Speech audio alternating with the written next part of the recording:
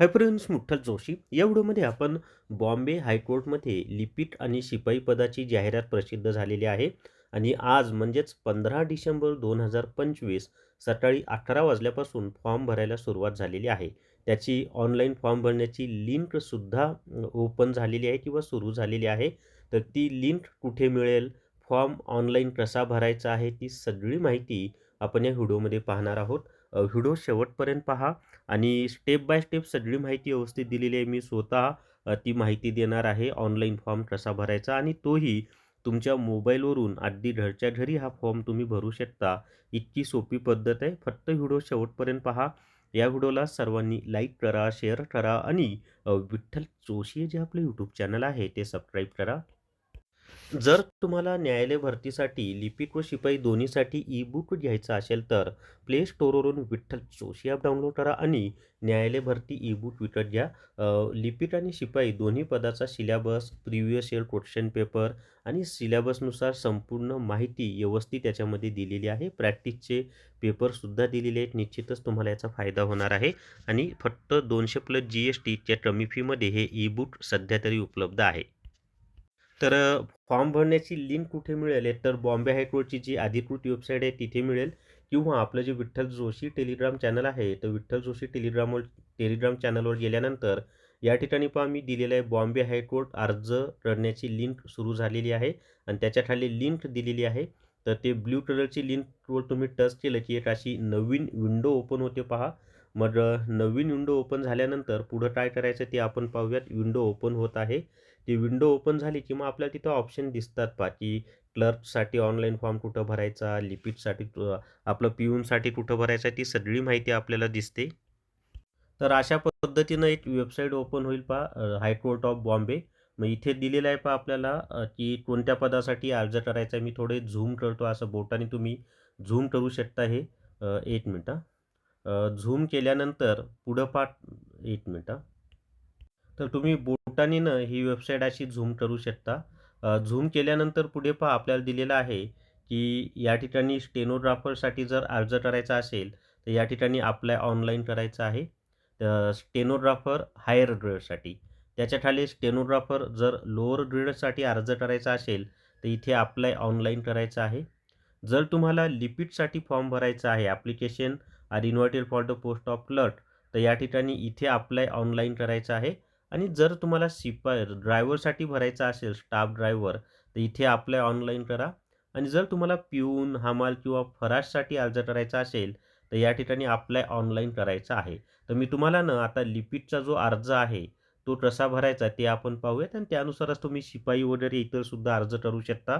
तर या ठिकाणी हे जे अप्लाय ऑनलाईन आहे, त्यावर आपण टच करूयात. व्हिडिओ मोठा होणार आहे बरं का. आता इथे टच केल्यानंतर सुरुवातीला इन्स्ट्रक्शन येतात पहा. म्हणजे इथं आपल्याला दिलेलं आहे, की सुरुवातीला आपल्याला काय करायचं आहे, तर ॲप्लिकंट्स आर ही माहिती खूप महत्त्वाची आहे म्हणून मी तुम्हाला सांगत आहे. तर पहिली स्टेप काय आहे, की applicants are asked to go through the instruction to the candidate and details advertisement first, then pay non refundable application fee through. म्हणजे सुरुवातीला जाहिरातीमध्ये दिलेली सगळी माहिती भरा, सगळी माहिती वाचा, अर्ज भरा आणि नंतरच तुम्ही पेमेंट करा. त्याच्यापुढे स्टेप 2 काय आहे, get the print out of the e receipt of fees pay. म्हणजे फी पे केल्यानंतर तुम्ही प्रिंट आउट घ्यायची आहे. आता महत्त्वाची माहिती काय फॉर्म भरायच्या आधी, तर ज्या माहितीवर असं स्टार केलेलं असेल ती मॅन्डेटरी आहे, म्हणजे ती माहिती तुम्हाला भरावीच लागेल.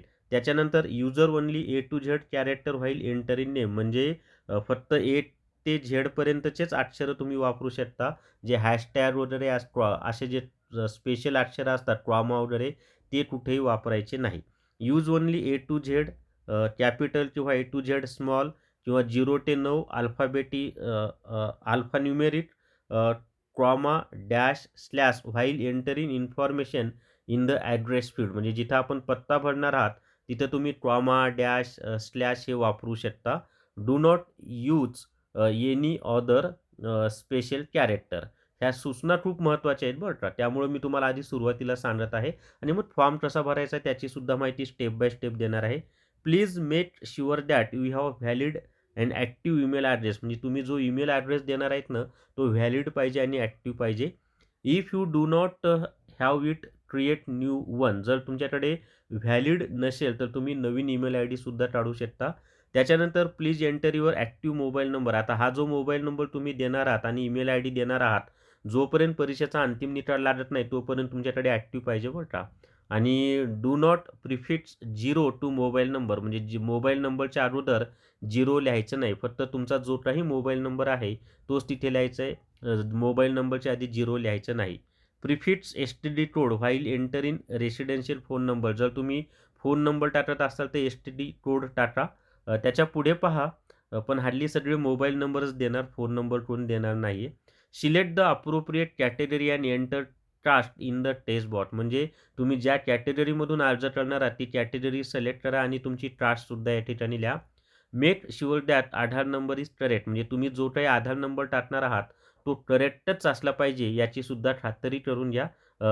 त्याच्यापुढे use only A to Z enter information of stream, board, university, university. म्हणजे तुम्ही कुठल्या स्ट्रीममध्ये शिकलात, आर्ट्स, सायन्स, कॉमर्स किंवा बोर्ड किंवा युनिव्हर्सिटी याची माहिती देत असताना फक्त ए टू झेड अक्षरच वापरायचे आहेत. Use only digits for enter information of marks. म्हणजे तुम्हाला मार्क्स भरायचे तेव्हा फक्त डिजिट नंबर जे असतात 1, 2, 3, 4 ते टाकायचे आहेत. त्याच्यानंतर म्हणजे पर्सेंटेजमध्ये टाकायचं नाही. समजा तुम्हाला 79.75 असतील तर 79%च टाकायचं. पुढचं 0.75 जे आहे ते टाकायचे आवश्यक. इथं दिलंय स्पष्ट. Use only digits for entering information of marks obtain out of marks. त्याच्यानंतर use only A to Z for entering name and occupation. म्हणजे नाव आणि ऑक्युपेशन लिहिण्यासाठी फक्त ए ते झेडपर्यंतचे अक्षर मला वापरा. त्याच्यानंतर अल्फाबेटिक डॅश हे जे आहे, alphabetics comma dash while entering information respectable person. म्हणजे जो कोणी तुम्ही कॅरेक्टर सर्टिफिकेट ज्यांच्याकडून घेतलेले आहेत त्यांची माहिती लिहित असताना मोबाईल नंबर वगैरे त्यांचा द्यायचा आहे, तर त्यासाठी हे नंबर वापरायचे आहेत तुम्हाला. त्याच्यानंतर फॉर्म भरायच्या आधी एक लक्षात ठेवा, तुमचा जो फोटो आहे त्या फोटोची जी साईज आहे फाईल ती 40 केबीपेक्षा कमी असावी हे पण लक्षात. आणि फाईल JPG किंवा JPG या फॉर्मॅटमध्ये असावी. आणि do not enter dash for the fields which are not applicable or blank.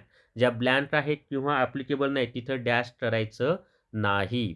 आता ही झाली काही महत्त्वाची माहिती. फॉर्म भरायच्या आधी तुमच्याकडे जी असणं आवश्यक आहे की कॅरेक्टर सर्टिफिकेट ज्यांच्याकडून घेतले ती माहिती, त्यांची सगळी डिटेल्स आणि फोटो आणि सही तुमची जी आहे ते दोन्ही पण 40 केबीच्या आतमधली फाईल पाहिजे. आता स्टेप बाय स्टेप फॉर्म कसा भरायचा ते आपण पाहूयात. व्हिडिओ शेवटपर्यंत आम्ही परत सांगत आहे. व्हिडिओ खूप मोठा होणार आहे पण अतिशय महत्त्वाचा असा व्हिडिओ आहे. जर तुम्हाला हायकोर्ट रेकॉर्डेड व्हिडिओ कोर्स घ्यायचा असेल तर प्ले स्टोअरवरून विठ्ठल जोशी ॲप डाउनलोड करा आणि हायकोर्ट रेकॉर्डेड व्हिडिओ कोर्स विकत घ्या. लिपिक पदासाठीच हा उपयुक्त आहे. शिपाई पदासाठी फक्त ई-बुक घ्या, पण लिपिक पदासाठी मात्र हा अतिशय उपयुक्त आहे.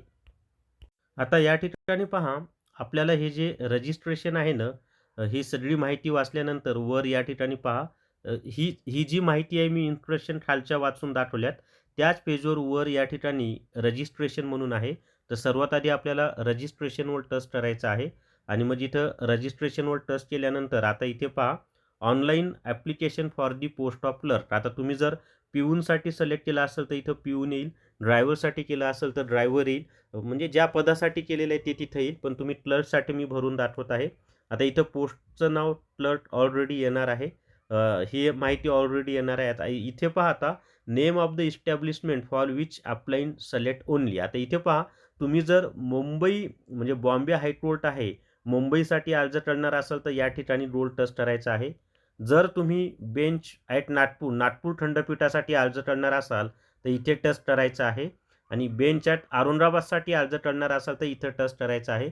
समजा आपण मुंबईसाठी भरवायचं असं गृहीत धरूयात, मी फॉर्म भरत नाही बरं का, फक्त सांगत आहे. मग आपण तिथं मुंबईवर टच करायचं आहे आणि तुम्ही कुठल्याही एकाच याला सिलेक्ट करू शकता. 2 किंवा 3ही सिलेक्ट होणार नाहीत, कारण कुठल्यातरी एकाच न्यायालयामध्ये तुम्हाला अर्ज करायचा आहे. त्याच्यानंतर या ठिकाणी नाव, तर इथं सिलेक्ट करायचे तुम्हाला. नावामध्ये पहा, इथं सिलेक्टवर टच केलं की श्री, श्रीमती, मिस जे काही तुम्हाला द्यायचं आहे ते तुम्ही इथं देऊ शकता. त्याच्यानंतर या ठिकाणी फर्स्ट नेम, म्हणजे आता समजा माझं नाव विठ्ठल अशोकराव जोशी आहे, तर विठ्ठल हे माझं फर्स्ट नेम आहे, तर इथं मी विठ्ठल लिहील. मिडल नेम म्हणजे वडिलांचं नाव किंवा पतीचं नाव. माझ्या वडिलांचं नाव अशोकराव आहे तर इथं लिहील. आणि लास्ट नेम म्हणजे तुमचं सरनेम. आणि आधार कार्डवर जसं स्पेलिंग असेल तसं इथं द्या तुम्ही. त्याच्यानंतर या ठिकाणी पोस्टल ॲड्रेस हा पत्ता व्यवस्थित द्या.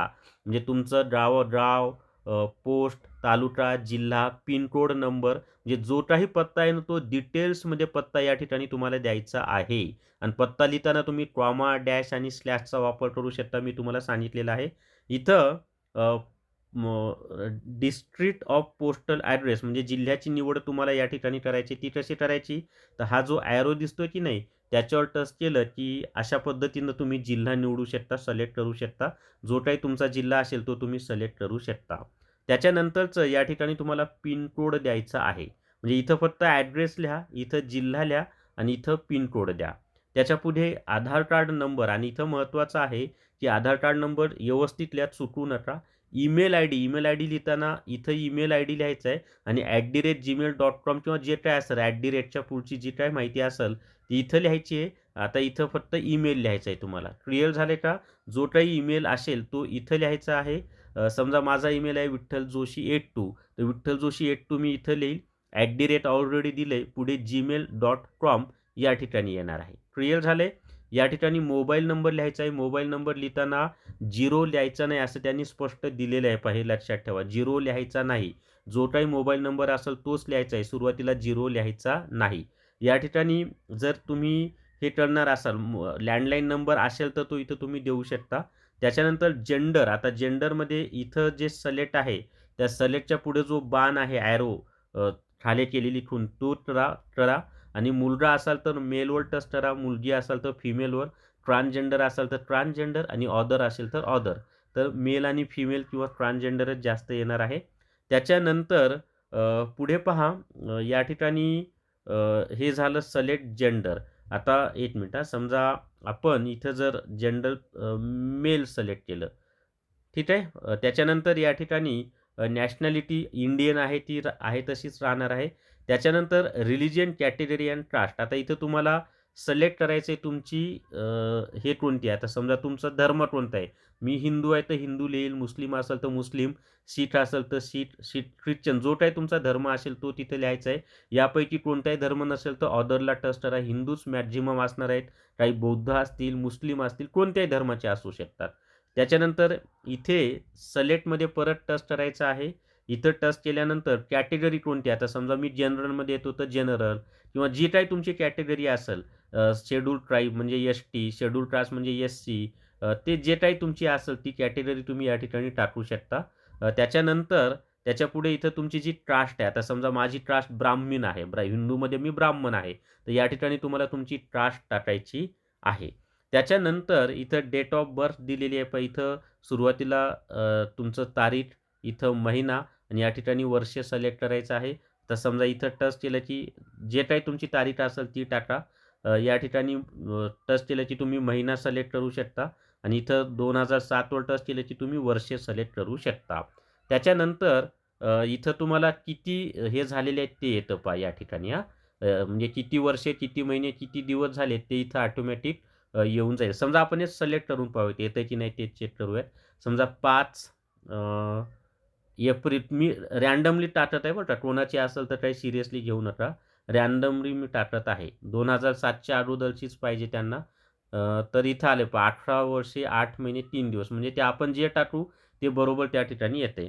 त्याच्यानंतर तुम्ही जर मॅरिच्युअल स्टेटस म्हणजे तुम्ही मॅरिड असाल तर मॅरिड लिहायचं, लग्न झालेलं नसेल तर अनमॅरिड आहे तसं ठेवा. इथे पहा दिलेलं आहे आपल्याला. मॅरिड असेल तर या ठिकाणी टच करा, लग्न झालेलं असेल तर. अनमॅरिड असेल तर या ठिकाणी आहे टच केलेलं. जर डिव्होर्स झालेला असेल, लग्न होऊन डिव्होर्सी असेल तर या ठिकाणी तुम्ही टच करायचं आहे. त्याच्यापुढे समजा आता मी मॅरिड आहे तर मॅरिडवर टच केलेलं आहे. त्याच्यानंतर मग मॅरिड असाल तर नंबर ऑफ लिव्हिंग चाइल्ड म्हणजे किती मुलं आहेत त्याचा इथं उल्लेख करायचा आहे. त्याच्यानंतर 28 मार्च 2025 म्हणजे चिल्ड्रन बॉर्न आफ्टर 28 मार्च 2005 नंतर किती मुलं जन्माला आलेत ती माहिती द्यायची आहे. Date of birth of child children म्हणजे 28 मार्च 2005 नंतर जी मुलं जन्माला आलेली आहेत त्यांची माहिती या ठिकाणी द्यायची आहे तुम्हाला. त्याच्यानंतर whether candidate is differently abled person म्हणजे इथं पहा म्हणजे तुम्ही the differently abled candidate kindly go through the note mentioned below अच्छा, जे दिव्यांग आहे त्यांच्यासाठी आहे, तर त्यांच्यासाठी सेपरेट भरती होणार आहे, असं त्यांनी दिलेलं आहे. त्यामुळे त्या जाहिरातीच्या नोटमध्ये जर असं म्हणतायत, तर इथं नो म्हणूनच येईल, कारण दिव्यांग नसणारच आहात तुम्ही. इथं एज्युकेशनल क्वालिफिकेशनमध्ये सिलेक्ट करा सुरुवातीला. म्हणजे इथं पहा एज्युकेशनल क्वालिफिकेशन, तर त्याच्यामध्ये आपल्याला एज्युकेशनल क्वालिफिकेशनमध्ये पहा थोडंसं डिस्टर्ब झालं मध्ये. आता मोबाईलवर भरताना थोडं होतंच, की एज्युकेशनल क्वालिफिकेशन पहा या ठिकाणी सिलेक्टमध्ये जा तुम्ही. सिलेक्ट केल्यानंतर इथे येत आहे पहा, की क्लर्क असल्यामुळं डायरेक्ट एस-एस-सी येत आहे. लिपिक असेल तर 7वी पासूनच यायला सुरुवात होते. 7वी, 8वी, 9वी, 10वी. पण सॉरी पिऊन शिपाईसाठी 7वी, 8वी, 9वी, 10वी अशी माहिती भरावी लागते. पण लिपिकसाठी तुम्ही 10वी पासूनच माहिती भरा. एस-एस-सी असेल तर SSC, H-S-C, graduate, post graduate जे काही तुम्हाला माहिती भरायची ना, ती सगळी माहिती एच-एस सिलेक्ट. आता समजा एस-एस-सी इथं दिले. मग इथं काय होणार आहे, की stream applicable for other board, म्हणजे कोणत्या बोर्डमधून तुमचं झालेलं आहे, कोणत्या वर्षी पास झालेलं आहे ते इथं सिलेक्ट करायचं आहे.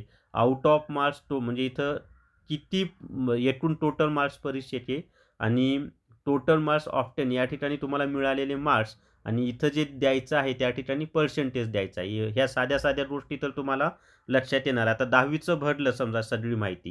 म्हणजे परत सांगतो 10वीचं भरलं, इथं बोर्ड किंवा युनिव्हर्सिटी, त्याच्यानंतर या ठिकाणी आता इथं 10वीला हे स्ट्रीम ॲप्लिकेबल नाही बरं का, हे ग्रॅज्युएशनला असतं. त्यामुळे इथं काही लिहायची आवश्यकता नाही आणि डॅश पण करू नका. इथं बोर्ड कोणता आहे तो लिहायचा आहे. इथं पासिंग इयर सिलेक्टवर टच केलं की कोणत्या वर्षी पास झालात ती माहिती तुम्हाला लिहायची आहे.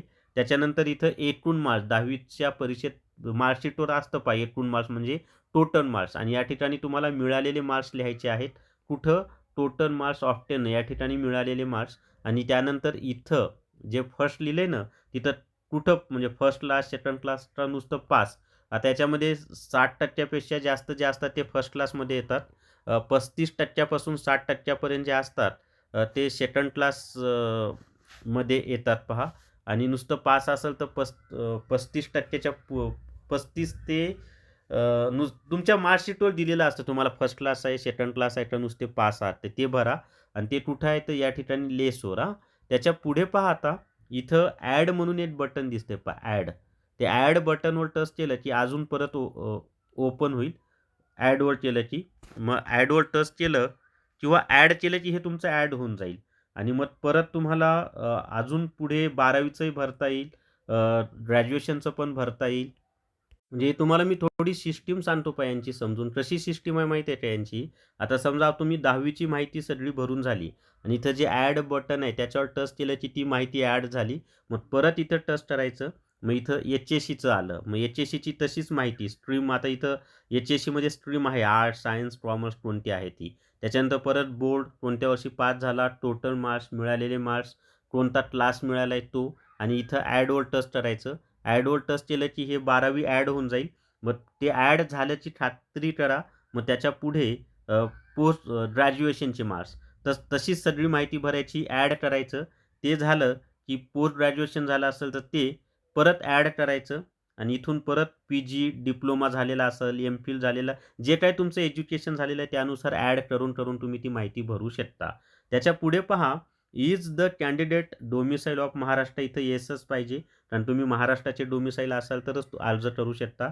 लँग्वेज नोन पुढे काय करायचं इथं जर मराठी वाचता लिहिता येतं मग तिन्हीवरही तुम्ही टच करा. हिंदी तिन्ही तुम्हाला वाचता येतं, लिहिता येतं, बोलता येतं आणि इंग्लिशचंही तसंच आहे.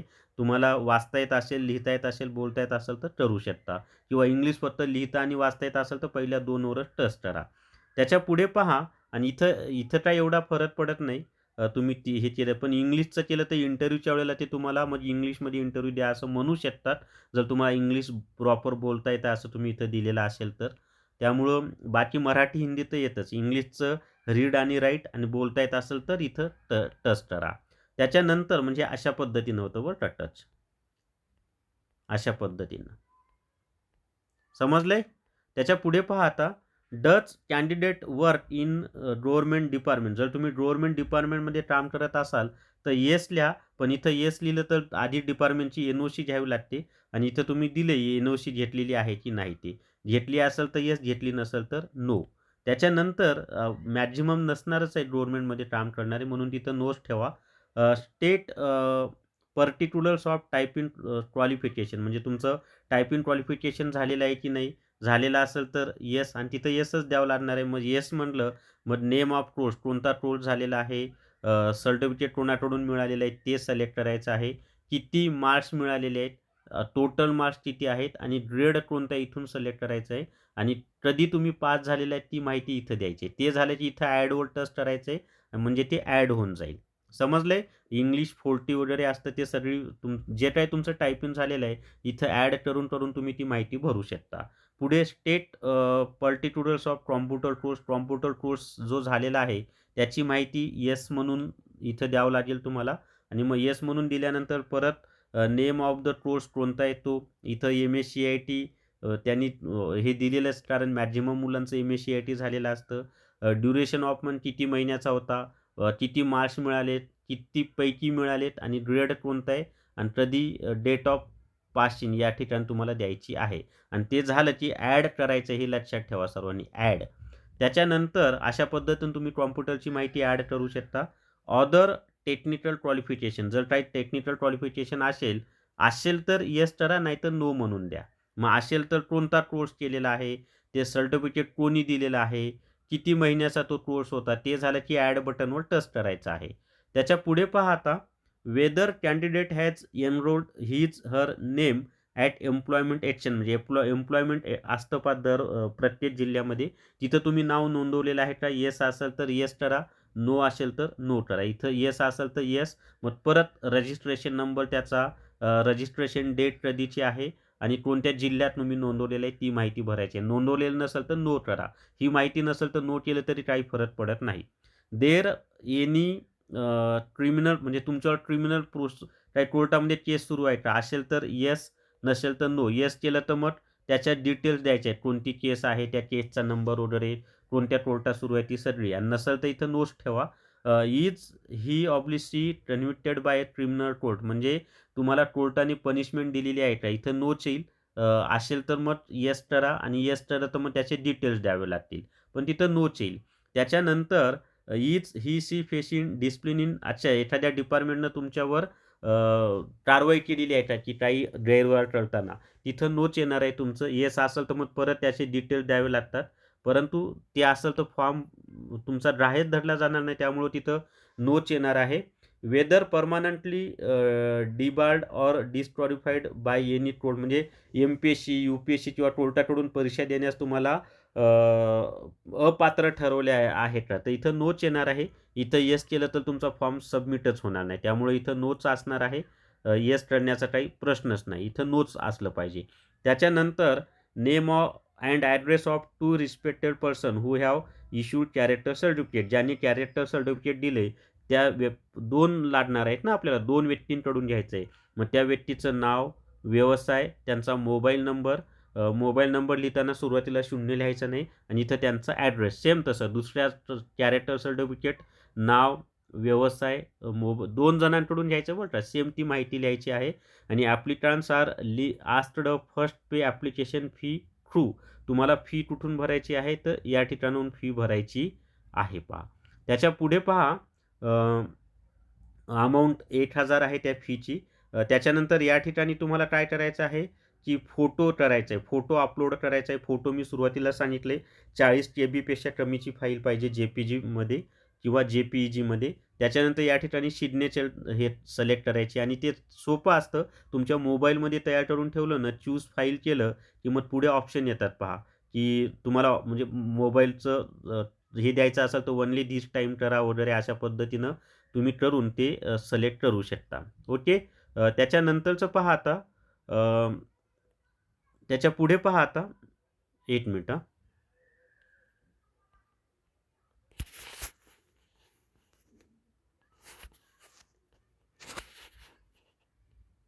सॉरी, तुम्हाला माझ्या मुलाचा फोटो दिसला असेल. तर या ठिकाणी मी तुम्हाला सांगितलं इथं तुम्ही फाईल मोबाईलमध्ये जाऊन कशी सिलेक्ट करता येईल ते तुम्ही करू शकता. त्याच्यानंतर या ठिकाणी हा जो सिक्युरिटी कोड दिसत आहे कोणता, हा, तो इथं लिहायचा आहे, आणि मध्ये स्पेस द्यायचा नाही. जे काही दिसतंय ते लिहायचं आहे.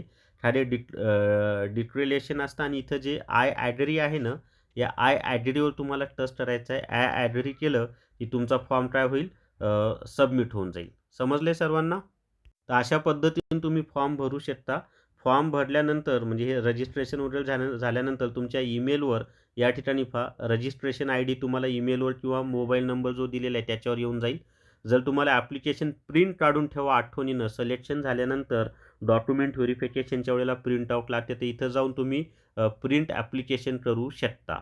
तर अशा पद्धतीनं तुम्ही ऑनलाईन फॉर्म भरू शकता. मी डिटेल्समध्ये माहिती तुम्हाला या ठिकाणी दिलेली आहे. जर तुम्हाला हायकोर्ट पिऊन टेस्ट सिरीज विकत घ्यायची असेल तर प्ले स्टोअरवरून विठ्ठल जोशी ॲप डाउनलोड करा आणि हायकोर्ट पिऊन टेस्ट सिरीज विकत घ्या. तसंच क्लर्कची टेस्ट सिरीजसुद्धा विठ्ठल जोशी ॲपमध्ये उपलब्ध आहे. तर या व्हिडिओमध्ये एवढीच माहिती आवडला सर्वांनी लाईक करा, शेअर करा आणि विठ्ठल जोशी जे आपलं यूट्यूब चॅनल आहे ते सबस्क्राईब करा. Thank you very much.